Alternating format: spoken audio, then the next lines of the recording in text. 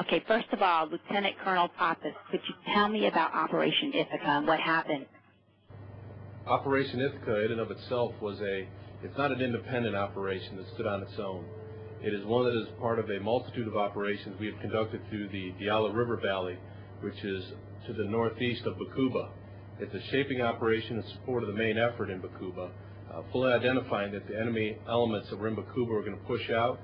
We knew that they would be moving up to the northern area, and that is where my forces are arrayed, and we've been fighting the enemy as they tried to infiltrate in, and also to kick out the element that's already been up there, the Al-Qaeda. Operation Ithaca was an intel-based operation on the western side of the Diyala River. We had identified and conducted raids into nearby villages.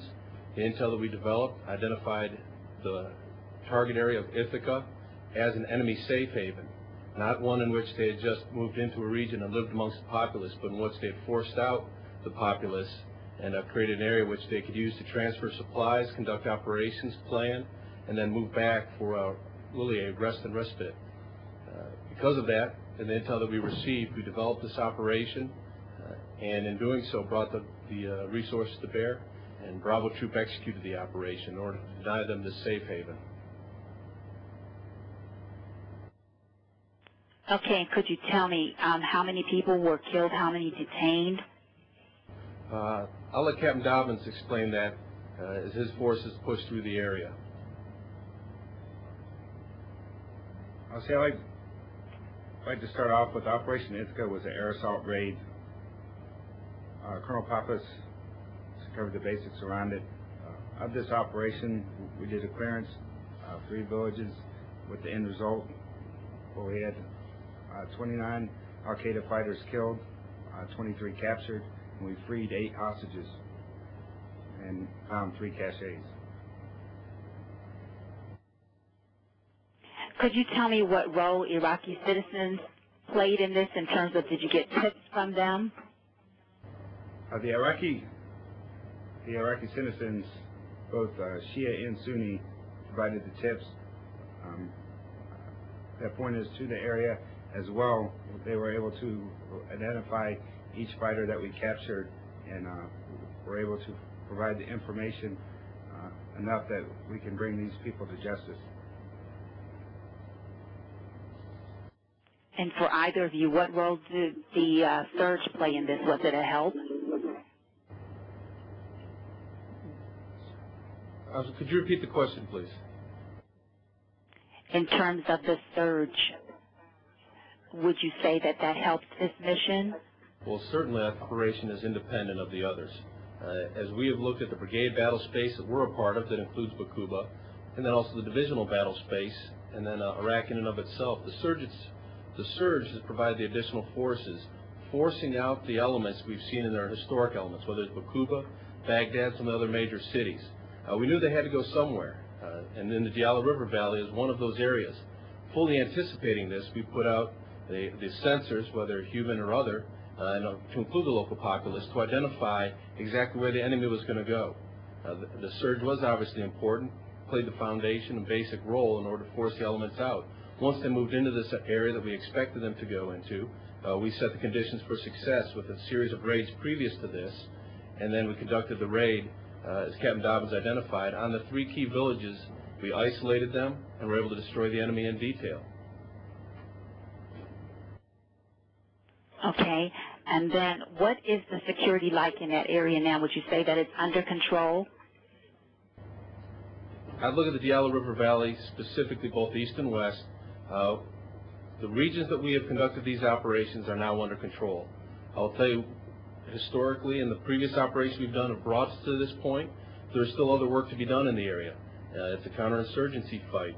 So you're really not sure the total amount of enemy that is in the area or their ability to traffic back through there. We control these areas at this time. The critical point, I think the metric of success, is our engagement with the local populace. Those who have been moved out are now being repatriated back into these areas. That provides security and provides us intel, so if the Al-Qaeda element tries to come back in.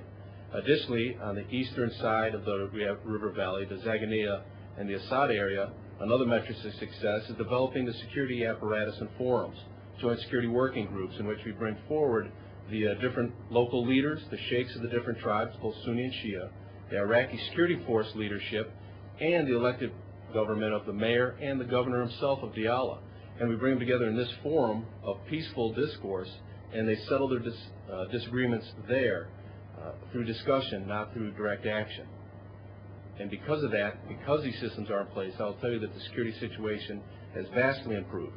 There's still things that we need to do, and we have plans to take care of those. Okay, and were there any U.S. casualties during this operation? There were none. There was no American wounded. There was no American killed. Stephen and his operation took them completely by surprise, both through momentum, speed, surprise, and their violence of action. And they were able to meet the success that he identified earlier.